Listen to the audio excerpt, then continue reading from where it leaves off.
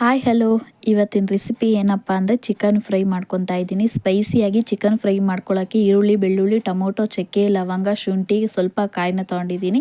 ಇದನ್ನೆಲ್ಲ ತಗೊಂಡು ನಾನೇನು ಹುರ್ಕೊತಿಲ್ಲ, ಅದು ಹಾಗೆ ಹಸಿದೆ ಕೂಡ ಮಿಕ್ಸಿಗೆ ಹಾಕ್ಕೊತಿದ್ದೀನಿ. ಒಂದು ಕಡೆ ಅಲ್ಲಿ ಬಾಣಲಿ ಇಟ್ಟು ಎಣ್ಣೆ ಕೂಡ ಹಾಕಿ ಈರುಳ್ಳಿ, ಟೊಮೊಟೊ ಹಾಕಿದ್ದೀನಿ. ಸ್ವಲ್ಪ ಮೆಂತ್ಯ ಸೊಪ್ಪಿತ್ತು ಅಂತ ಹಾಕಿದ್ದೀನಿ.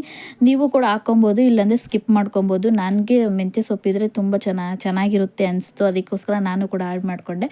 ಇಲ್ದಿದ್ರೆ ಯಾರೋ ಏನು ಅಷ್ಟೊಂದು ಇದು ಹಾಕ್ಲೇಬೇಕಪ್ಪ ಅನ್ನೋದೇನಿಲ್ಲ. ಹಾಗೆ ಚಿಕನ್ ಕೂಡ ಹಾಫ್ ಕಿಲೋ ಮಾಡ್ತಿರೋದು, ನಾನು ಜಾಸ್ತಿ ಮಾಡ್ತಿಲ್ಲ. ಹಾಫ್ ಕಿಲೋ ಚಿಕನ್ಗೆ ಚಪಾತಿ ಮಾಡ್ಕೊತಾ ಇದ್ದೀನಿ ನಾನಿಲ್ಲಿ. ನೀವು ರೈಸ್ಗೂ ಎಲ್ಲದಕ್ಕೂ ಕೂಡ ಕಾಂಬಿನೇಷನ್ ಆಗಿರುತ್ತೆ. ಇದಕ್ಕೆ ಉಪ್ಪು, ಸ್ವಲ್ಪ ಅರಿಶಿನ ಕೂಡ ಹಾಕಿ ಚೆನ್ನಾಗಿ ಬಾಡಿಸ್ಕೋಬೇಕು.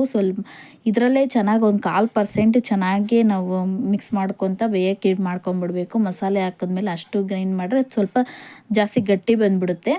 ಅದಕ್ಕೆ ನಾನು ಅಲ್ಲೇ ಒಂದು 1/4%ನ ಚೆನ್ನಾಗಿ ಇದು ಮಾಡ್ಕೊತ ಆಮೇಲೆ ಸ್ವಲ್ಪ ಖಾರ ಹಾಕ್ಕೊಂಡು ನಾನು ರೆಡಿ ಮಾಡಿ ಇಟ್ಕೊಂಡಿರೋ ಖಾರ ಕೂಡ ಹಾಕಿ ಒಂದು 10 ನಿಮಿಷ 20 ನಿಮಿಷ ಆದಮೇಲೆ ಇದು ಕೂಡ ಚಿಕನ್ ಫ್ರೈ ಕೂಡ ರೆಡಿ ಆಯಿತು.